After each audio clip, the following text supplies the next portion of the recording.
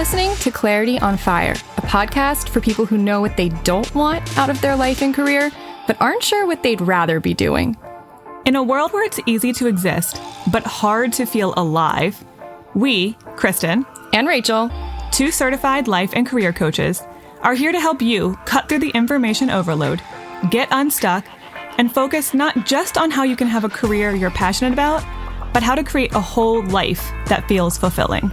So join us here, where we serve up inspiration and down-to-earth wisdom in a way that only two best friends can. We want you to experience the relief of knowing that, yes, you're allowed to want more out of your life and career. And no, you don't have to wander through the dark anymore. Our job is to light the fire that shows you the way. Let's go.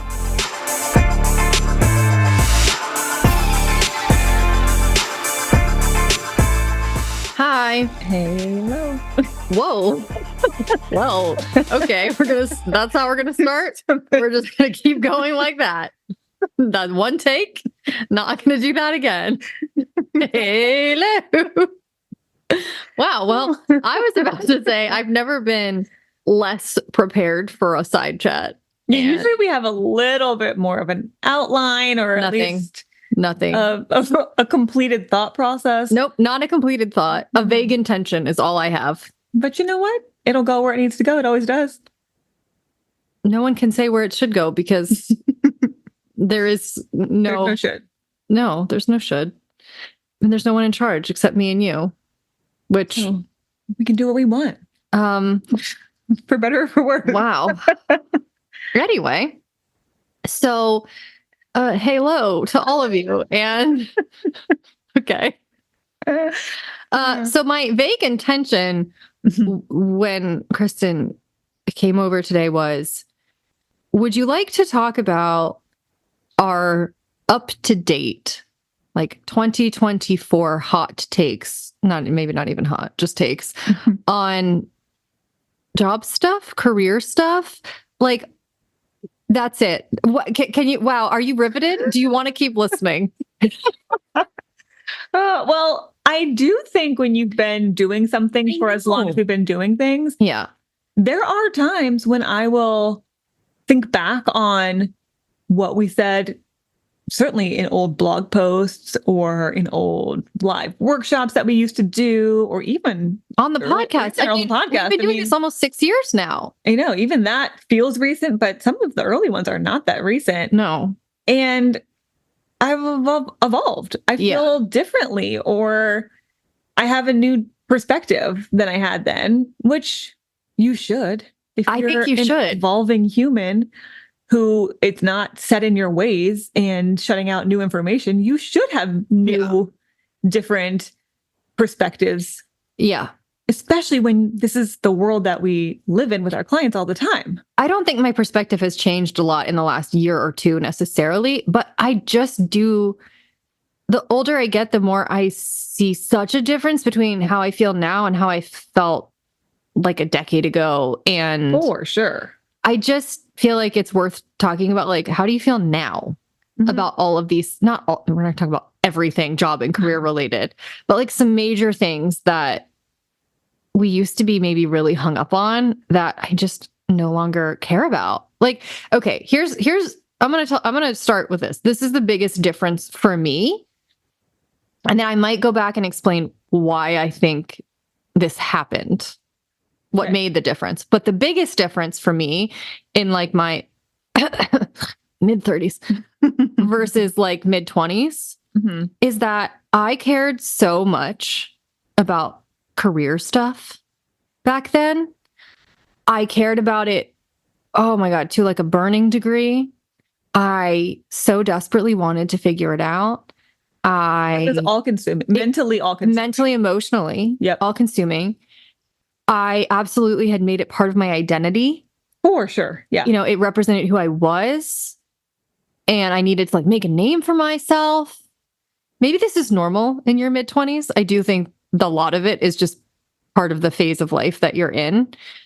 And now I'm like, respectfully, I don't care.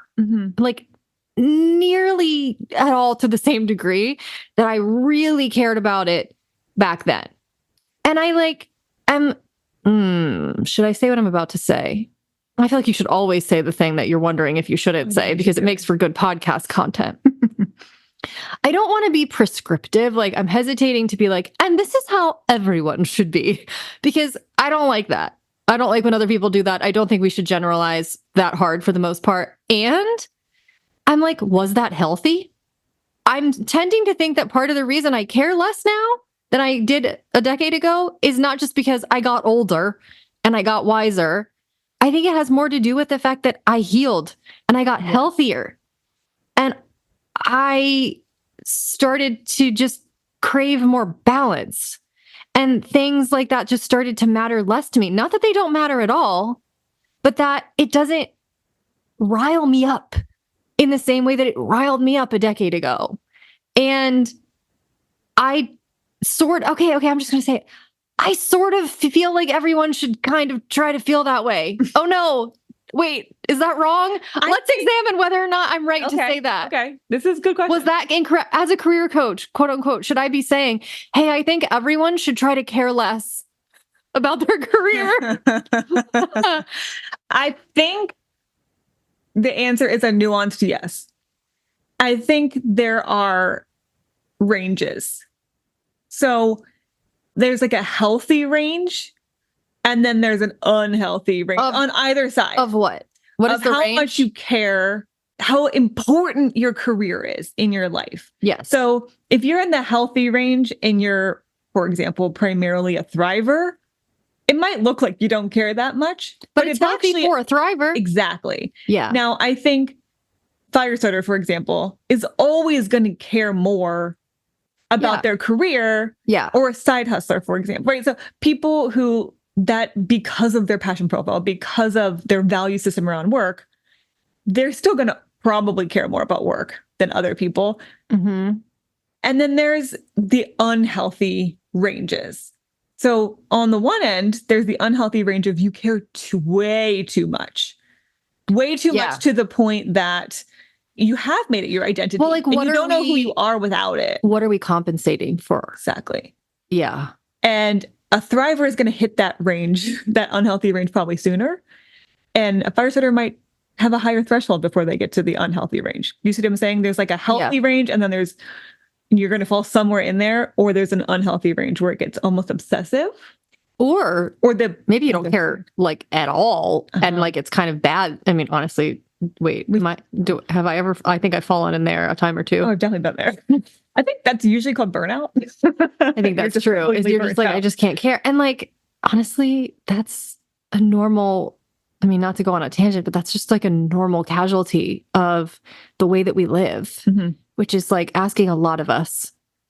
Especially if you've been in that unhealthy range of like pouring yourself into too long. Yeah. And you're more likely to then fall down into an unhealthy range of completely checked out and burnt out. If you stay in the healthy range, you might not have to go to that burnout place as often, because it's an important part of your life, but it has its correct place.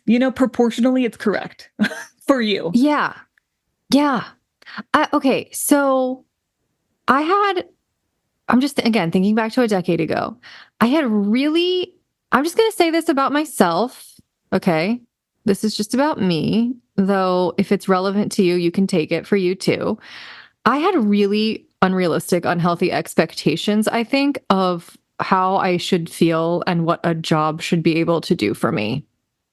Raising my hand. Yeah. Right. I mean, we both did. That's why we were like resonated with. Well, I'm glad that honestly, you and I have sort of felt the same way at the same time the whole time. Been helpful for having a business together. Yeah, it's also been unhelpful because then we enable each other. But it's good that like we both sort of like kind of went through the same phases at the same time. Yes. Because then we really wouldn't have been compatible anymore and couldn't have done this. But like a decade ago, I think I really believed for myself that a 10 out of 10 was possible. And necessary. And that's a great word. Mm-hmm. I believed it was imperative to my ability to function and thrive. Because I still believe that each person has their definition of a 10 and they can achieve their definition of a 10. Yeah. But you don't have to in order to have a successful career in life. Or to feel satisfied or content. And there's going to be times where your 10 doesn't feel like a 10 that day or that month. Well, that's what's unrealistic about it, is that we've talked about this before, but it's absolutely worth repeating. At that time in both of our lives, we were pouring so much of our need for like self-actualization and identity and meaning, like of life into your career, which is a thing that exists to help you survive and make you money. And I think I just had this really, really, really high expectation that it would be amazing. And I would wake up every day and it would feel so fulfilling. And I would be helping like so many people. And I just had this like... It would give you a sense of purpose. It was like... In and of itself.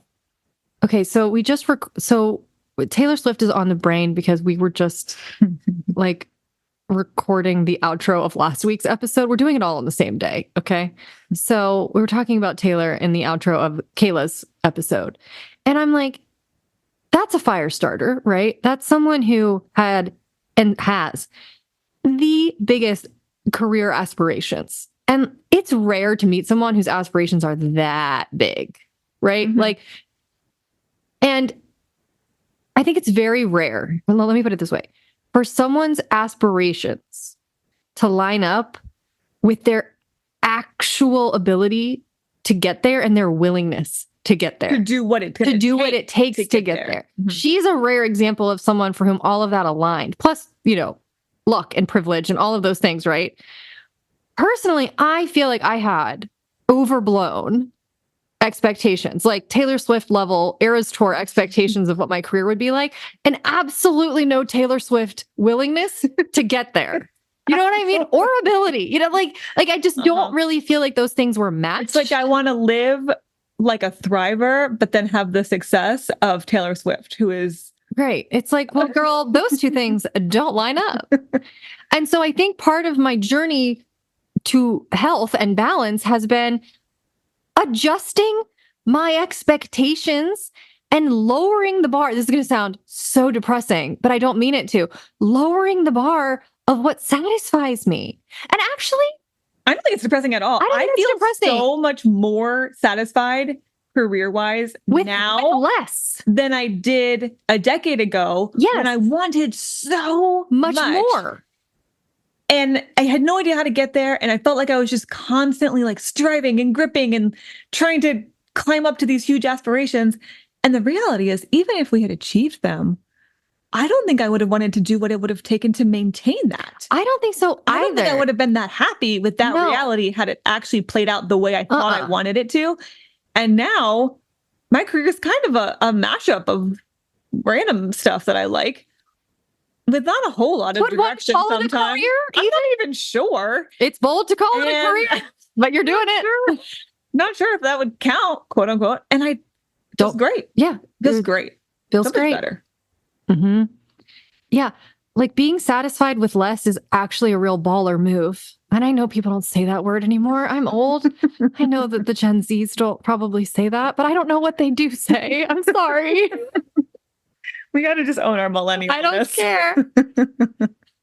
As Taylor Swift recently said, no one's prouder to be a millennial. I mean, yeah. I mean, it's a good time. It's a good time to be a millennial. It's a good time to be a millennial. Yeah. It's always been a good time to be a millennial. I mean, I agree, but especially right now with Taylor Swift leading our charge. Absolutely. Anyway. We warned you this would be meandering here. But it is. I think being able to be satisfied with less personally has been a game changer for me. I think that's a way of saying, that's one way of describing putting career into its healthy range. This is almost like attachment styles, to be honest with you. Yeah. Like, are you overly attached, anxiously attached to your career, where you need it to give you all these things and you need it to fulfill all these fantasies for you? Or are you avoidant to it, where you just wish you could completely check out? And I've been there many times. Or do you have a healthy attachment style to your career? Yeah. Are you securely attached to the idea of career? Exactly. Like, I don't know. I just feel like the more comfortable you become with yourself, the more you heal, I'm like, okay, let's talk about what the things that probably healed that enabled me to actually calm the F down and like care within a healthier range instead of care too much and put too many eggs in the career basket and then feel miserable all the time because I wasn't there. I think what I wasn't doing and I didn't know how to do then was, okay, first of all, I hadn't been to nearly enough therapy. I'd been to like therapy with someone who I didn't like and who wasn't good and like made me worse, to be honest. I'd gotten coached, but I hadn't done a lot of like the deeper healing of like my dysfunction and my trauma, which I didn't really even know at that point existed like a decade ago. And I had a lot of mental health issues that I hadn't worked out. Like I had a lot of anxiety and a lot of depression, off and on depression, anxiety, constant 24/7. And I had no idea how to regulate my nervous system. Hadn't even heard of it, really. Mm-hmm. And I'm just thinking about how, like, in my physical body, I was just so jacked up all the time. I was so stressed. I was so anxious. And just the ability to calm down and take a deep breath, I think was revolutionary. Yes. Like healing myself on a more physical level and like healing, like focusing on my mental health meant that I didn't have to put so many eggs in the career basket because I wasn't looking for something to compensate for what I was lacking in my mental health. Do you know what I mean? You wanted something to heal you.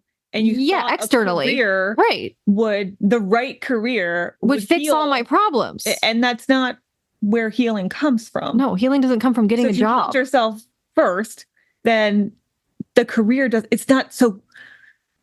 You're not so desperate for the right career to fix everything, right? Because you can just put it in its healthier place in your life. Yeah, I think. I'm sure I had some of that to some degree. I feel like for me, it was more. Especially early 20s and going into mid 20s, I didn't have a really solid sense of self outside of career. So I remember in my early 20s saying, oh, even if I had all the money I would need, I couldn't imagine just like not working. When I look back at where that came from, because now I'm like, great, I would happily not work for a while. But at that point, I think I would not have known what to do with myself. Yeah. I wouldn't have known really who I was. Who am I without anything to attach myself to? Yeah. Without any titles or that was really scary. So it was nice to have like, oh, I'm a coach or I'm a business owner or I'm a whatever that gave me some sort of inherent something to identify as. And I just don't care. I just don't care. I know about that. And because I'm just really comfortable with who I am. I love spending time by myself with nothing to do. That's one of my favorite things. Yeah, it's really aspirational. It is. I wish I had more of that time. Absolutely. But that would have been much more scarier, intimidating to have that. Well, yeah. I mean, before I knew. Think about all the voices that would accost you in that silence when you're just trying to be by yourself. Like, oh, you're lazy. Oh, you're boring. Mm-hmm. Whatever the inner critic is going to say. Yeah. But if your inner critic is like chilled out because you don't attach your identity or your worth to what you are doing or not doing or what you do to make money, then you're like, oh yeah, I can do nothing if I want to. That's great. I can work if I want to. That's fine. Like, exactly. You just become so much more unflappable in a good way. Again, we're not saying don't care because that's the other side. That's apathy. We don't want apathy. We don't want neutrality. No, I just want you to care to the degree that it deserves to be cared about. Exactly. And that might be a little different for each person. And I do think your passion profile will help you discern what your healthy range is for where career should fit into your brain space. How much time and energy and angst you give it. But I do think most of us are more likely, unless you're in that full-on burnt out stage, I think most of us, based on just our society and our societal values, are more likely to tend to over-prioritizing our career and thinking it's more important than it maybe needs to be for you to actually feel the kind of satisfied in your life that you want. I also feel like, again, this happens a lot. The less satisfied you are with other areas of your life, the more sometimes you will fixate on one area as a way to compensate for what is lacking. And so a lot of people are understandably, like for many reasons, dissatisfied with their friendships, with their romantic relationships or lack thereof, with their family dynamics. Maybe health concerns, or maybe they really don't have any hobbies and they don't know what to do. Like where they live. Yeah. I mean, and so then you fixate on something you feel like you can control, which for a lot of us shows up in the form of fixating on your career, because it seems like I can't control that I have no friends in this area and it's really hard to make friends, but I could try to like get a new job, or I could try to make more money, or I could, like it seems like an area of life that tends toward more control. And so we can kind of grasp onto that as a way to compensate. I do think that happens a lot. In fact, in coaching, often people will come into coaching and they really, really think they want to focus on their career. I know. And we might peel back some layers and realize, I think you might have some resentment in your relationship that we need to heal. Yeah. You're just placing some of that onto a career because career feels safer.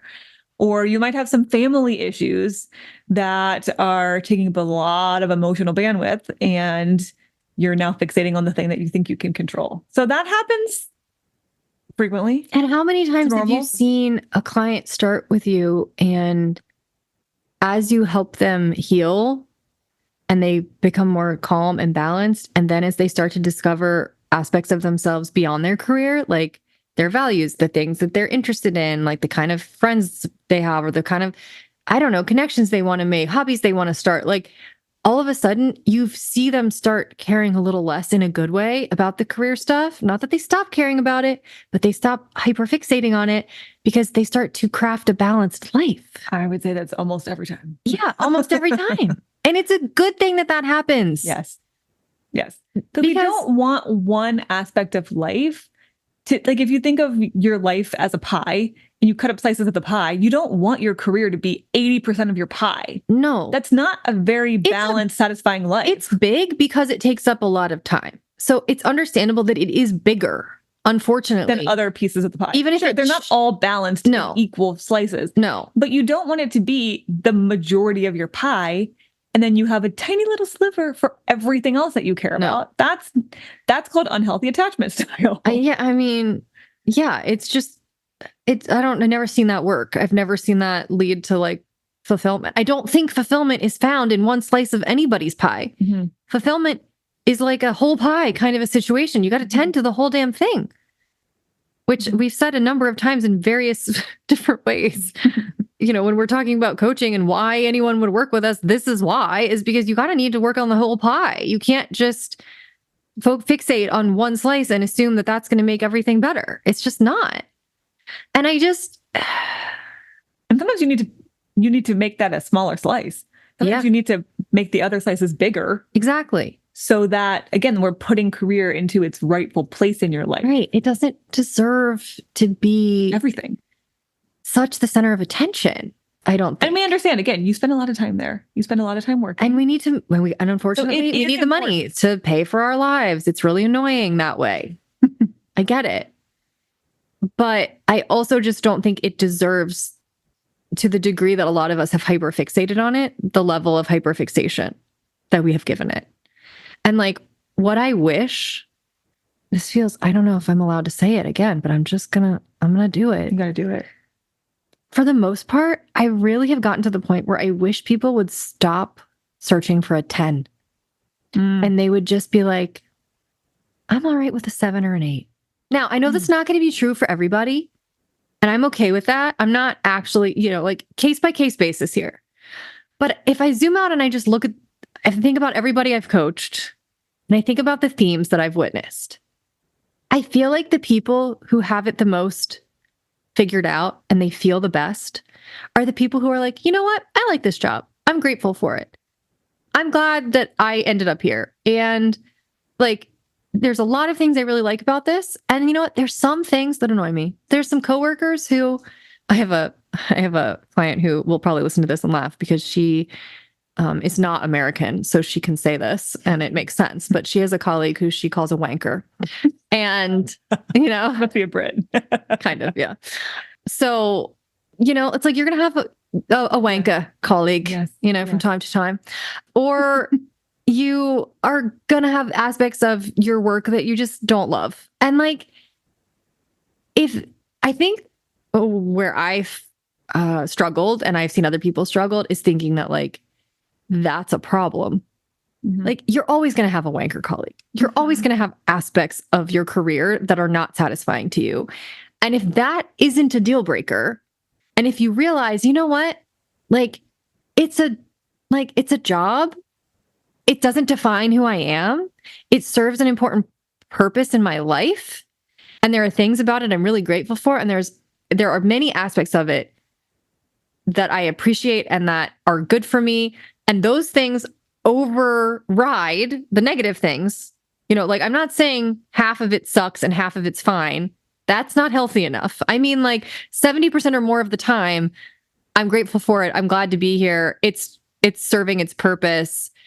And maybe 20 to 30% of the time, you're like, ugh, I don't like this person, or I don't like this task, or that's normal. That's healthy. That's life. And if you can be satisfied with that, and then bolster the other areas of your life that might need attention, that you can squeeze more satisfaction out of, I feel like you're going to be so much happier than if your expectation is it has to be a 10. Because that's just not as common. And it's just, I don't know if it's the human experience for anything to ever really be a 10. At least in moments, maybe. All the time? Never. Well, let's do our usual comparing jobs to relationships, because it's always a good parallel. I would argue that for those of you who are interested in a lifelong partnership, which not everyone is, but for those of you who want a spouse or a lifelong partnership, that decision probably way more important to your life than your job at any given point. Yeah. And yet, I don't think any of us would say the person that you choose as your life partner is a 10 out of 10 all the time. No. They're going to annoy the crap out of you some days. And other days, they might feel like a 10 out of 10 that day. But other days, you're going to be like, honestly, you're at a 5 today. I give you a 5. Honestly, I feel like it's minute by minute. You know what I mean? It's not even day by day, I don't think. It is. So if arguably one of, if not the most important decision you make, which is who you choose to be as your lifelong partner, if you can't expect that to be a 10 out of 10 because they're a human, which means they're flawed, and you're a human, which means you're going to disagree sometimes, and you're going to find each other annoying because humans are annoying to live with, even if you really like them. So there's no way to find a 10 out of 10. And if you're waiting for that, you'll never find a perfect person. So you're never actually going to land with a 10. Yeah. Which would be like fairy tale, right? That's truly like watching a rom-com and it's 10 out of 10. Yeah. We know that this is not reality. Then why would you expect a job to do that? And on that note, there's a range of health, right? Exactly. Because I am more on the end of romanticizing like romantic relationships where my expectations are inching higher toward a 10 than yours probably were. Just we all know that's true. No one's here to deny that. Correct. And so far, I feel like I'm doing a good job on having manifested that, but it's also very real. Like it's very. But you would say there's things that you would have hoped for that I haven't gotten. That you haven't gotten. Absolutely. That's life. Exactly. That's people. And I'm working on those things, but I don't know if I'll ever get them. I'm like, well, if you're waiting for perfect, because 10 out of 10, I think the real problem is 10 out of 10 implies perfection. Yeah. I don't know that it needs to, but it just kind of implies that. It implies a perfect score. Mm-hmm. I think a 9, great. Let's try for a 9. I mean, that's astounding if you can get there. Yes. But a 10 makes it seem like it can't ever go off the rails, or it can't ever be dissatisfying. It has to always underwhelming. be satisfying. Yeah. And no one and nothing is going to always satisfy you. And if we're okay with that, you're going to be happier. So much happier. Like, so I'm trying to depress you right now. No. I actually think I'm trying to set you free. It's a relief. Yeah. To realize maybe nothing is really that wrong here if I have some days that are not my favorite, but other days are great. Yeah. And if some days are just neutral. Yeah. And it's fine. Like, can we embrace neutrality sometimes? It's not that bad. It's not. I'm not saying every day, all day, because that's the doldrums. But we're talking about that's apathy. That's just like long-term apathy. I'm not talking about that. I'm just talking about the fact that, like, for me, what made my experience with career so unhealthy was that I thought something was wrong with neutrality, and I thought something was wrong with being like underwhelmed and dissatisfied. And my expectation was that I needed to be like hyper satisfied all the time, or else it wasn't good enough. And that's just like a recipe for disaster, because nothing is like that. Mm-hmm. And so there is a range. Like, I have higher expectations for my romantic life than I do for my career. Like, I need more to be satisfied, and that is just me. Like, I need more of a 9, whereas in career, I feel like I could do with a 7, and I think I can feel that and be totally fine. But I couldn't do that on the relationship front, and that's fine, because I think both are in a healthy range. It's just I have slightly different expectations. But I just want to remind you that, you know, as much as some people are capable of romanticizing romantic relationship the way that I have been, I was just as equally guilty as romanticizing career. Like, that's what I was doing a decade ago. So I was romanticizing the idea of a career and, like, not giving it any credit for the fact that, like, it's just kind of boring a lot of the time. And, like, I don't know, like, do jobs deserve to be romanticized? Like, this is a whole philosophical question that I don't necessarily need to answer in full right now. But, like, this is something that we invented because we need money, which is our system for bartering and keeping ourselves alive. Like, money didn't always exist. Mm-hmm. We always did tasks. We always did things to keep ourselves alive. We just didn't exchange our time for money in order to pay for the things to keep ourselves alive. And I'm like, that's all a job really is. Like, that's why we have careers. How many of us would raise our hand and say, yes, I still want a career if you didn't need money to keep yourself alive? If you could just keep yourself alive, I don't know, by living off the earth, or I don't like if universal basic income was a thing or something, like, how many of us would still want a career? Like, I think a lot of us would be like, no, I'm good.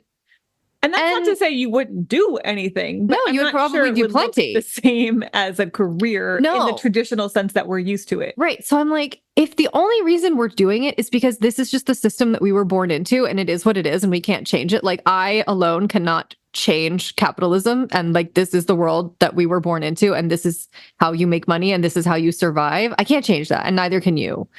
And, like, would I like to see some aspects of it change? Absolutely. Is that going to happen tomorrow? No. So if this is the system that we've been born into, and this is kind of just what the confines and parameters we have to work with, then, like, can we not over romanticize it and just accept that, like, okay, this is what it is. I don't have to love it. I don't have to love it every day. I don't need to be obsessed with it. I can like it. I can find gratification in many aspects of it, but to expect this thing that is the concept of which might be a little bit off and flawed for a lot of us to begin with, to then completely and utterly satisfy me, just, I feel like that's a recipe for disaster for a lot of us. So what do we do? I think part of it is recognizing that if your career is good, maybe even pretty good, but not perfect and annoying sometimes. Is it the career that needs work? Then you might be a lot closer than you think. You might not have quite as far to go. Maybe your personal life needs some zhuzhing. But that's the other thing. I really think because career takes up so much of our time, and not even just our time, but our mental bandwidth. Our energetic bandwidth. One of the first things that I would highly suggest is put it in its place. Put career in its place. And just imagine if I pretended like I was fine with my career and I didn't have to keep thinking about what I was going to do instead. And if I just pretended like I'm okay with this as it is, what do I do with the rest of my time? What do I do with my mental attention if I'm not always thinking about what should I be doing in my career and how am I going to get to the next level, or how am I going to figure out what I'm going to do next? And I don't know what to do with my career. If that's not taking up all of your brain space, what fills it? What do you want to fill it?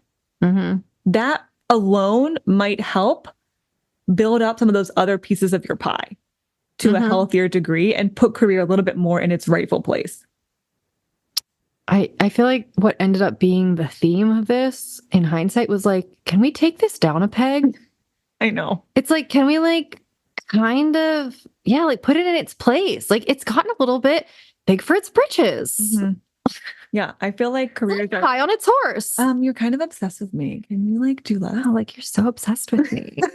Right? It's very Regina George. Like, and I just, I think it does deserve to be put in its place. And there are other things that deserve more of our attention that aren't getting it. And that's especially true if you're a thriver, but it's really true for everybody. It might be even more, because I think thrivers might have a natural tendency to want to do that anyway. It might be more important if you're one of the other profiles where your tendency is to probably care maybe a little too much. And you have to be more intentional about putting career in its place, because your gut instinct is to overly focus on it. Put on a little bit too high of a stool there. I think you need to build up the other areas of your life. And let us know if this resonates, because for some of you, you might be feeling more balanced, and it really might be about, I need something quite different in my career. But for a lot of people, I think the striving for the 10 out of 10 and the striving to receive the hyper fixating on it. Yeah. So much of your fulfillment from that one piece of the pie is bordering on an unhealthy attachment style. Yeah. It's giving, what are you in denial about in another area of your life? You know, like it's screaming. Yeah. Ask yourself, does my career deserve this much of me? Yeah. Does it deserve this much attention? Like, is this an only child who really is spoiled? Would benefit from siblings. I would benefit from siblings to just put them in their place and like teach them a little bit of their own insignificance.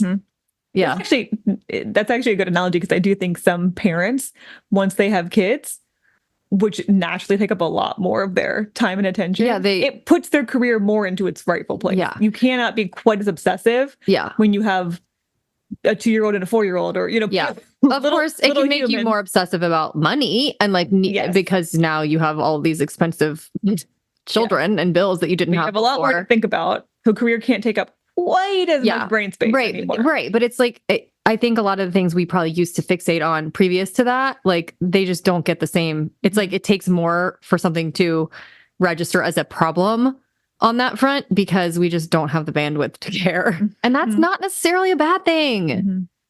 So it leads to a more full life. Yeah. Okay. Well, I guess that's everything. I don't know. It's a conversation and we had it. So I call it a success.